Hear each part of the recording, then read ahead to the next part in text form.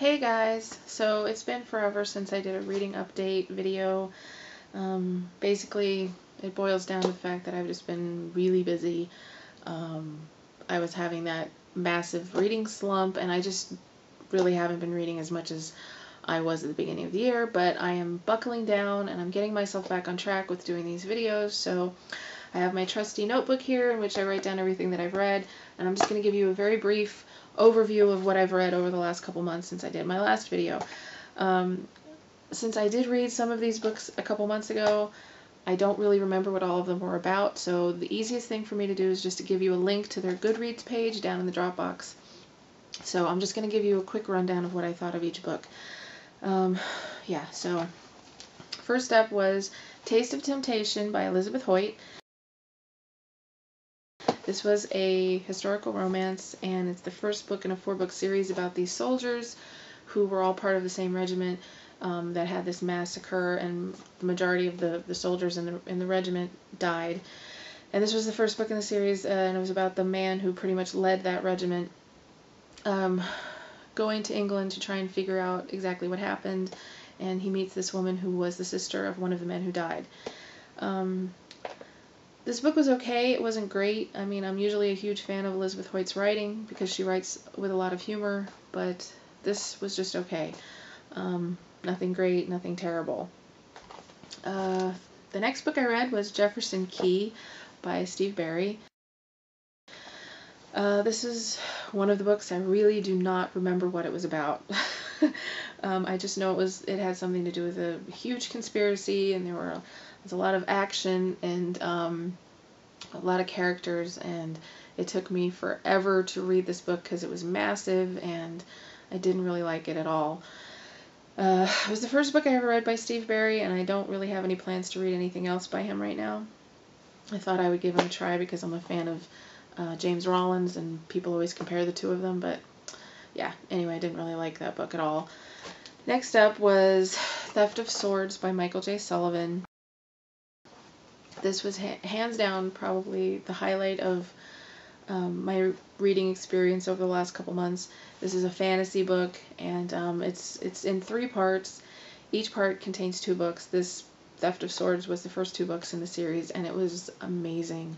I cannot recommend this series highly enough to you guys. Anybody out there who likes fantasy, you have to try this series because it's amazing. It's one of the best fantasy books that I've ever read.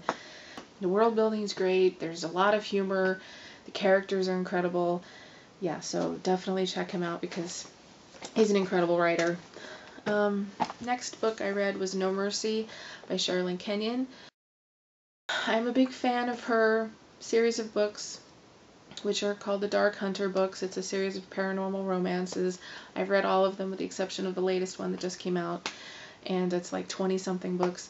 Very, very humongous, kind of very confusing, sort of overwhelming series she has. She's got like the main series, and then she's got different branches of the series. You got the Dark Hunter, Dream Hunter, Were Hunter. There's a YA series. It's very confusing, but I really liked this book. Her last few books have not been nearly as good as her older books, but I did enjoy No Mercy quite a bit. The next book I read was also by Sherrilyn Kenyon. It was Invincible, and this is the second book in the YA series she has, which is a series of books about this guy named Nick Gautier who is in the Dark Hunter world, but this is a separate series telling you about his life when he was growing up.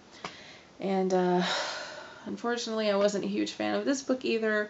I absolutely loved the first book in the series, which I believe was called Infinity, and but this one was just kind of dull.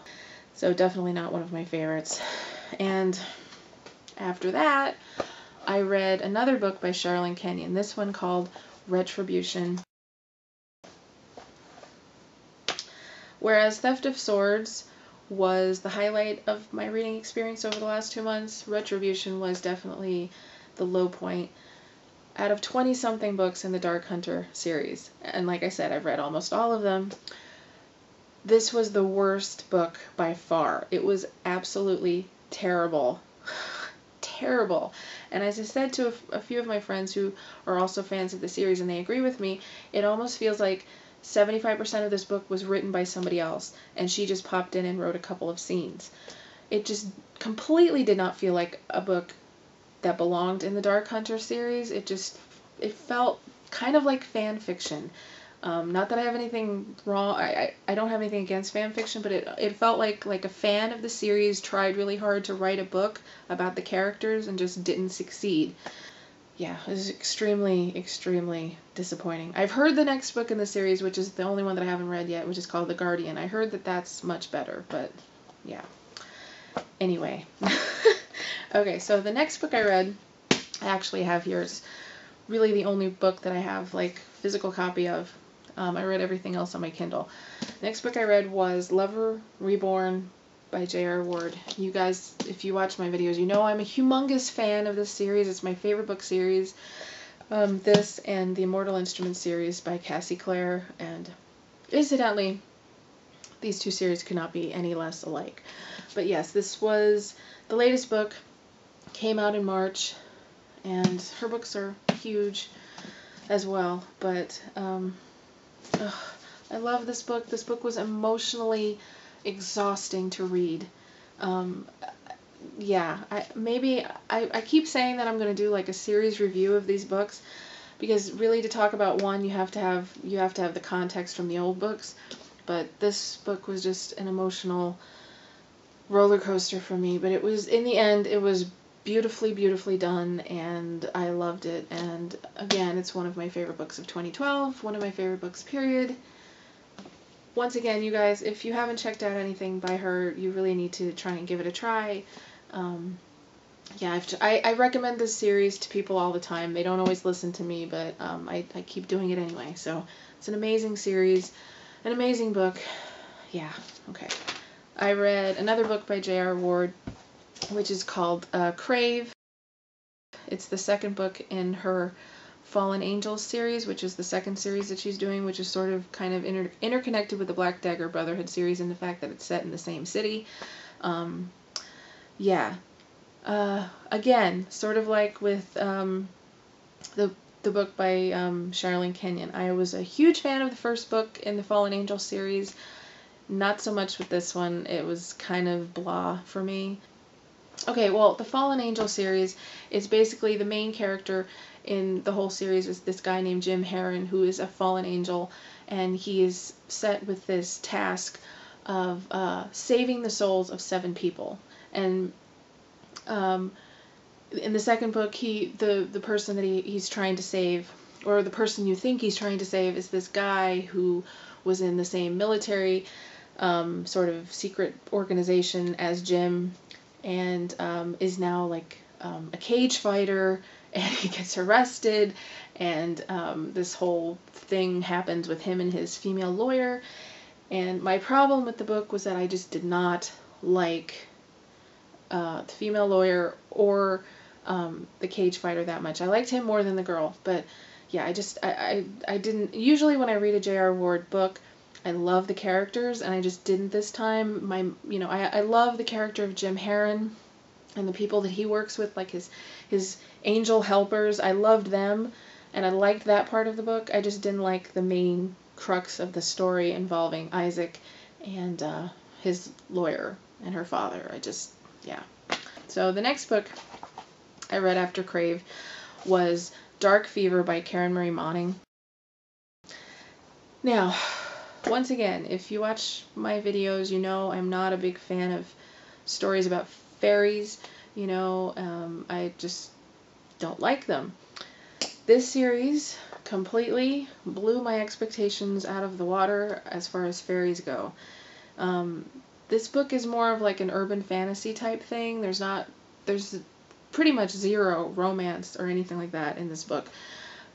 It's just non-stop action, completely amazing, and I actually read the first 2 books, Darkfever, and then I read Bloodfever back to back, and both of them were amazing. Both of them got 5-star ratings for me on Goodreads, and yeah, so I'm really excited to get into the rest of those books, because I absolutely love the first two, and according to many of my friends who have read the series, that the series just gets better and better and better. So yeah, that's a series that I'm very excited to get back into. And the last book I read, which I just finished last night, and I did a video review for it, was 50 Shades of Grey by E.L. James.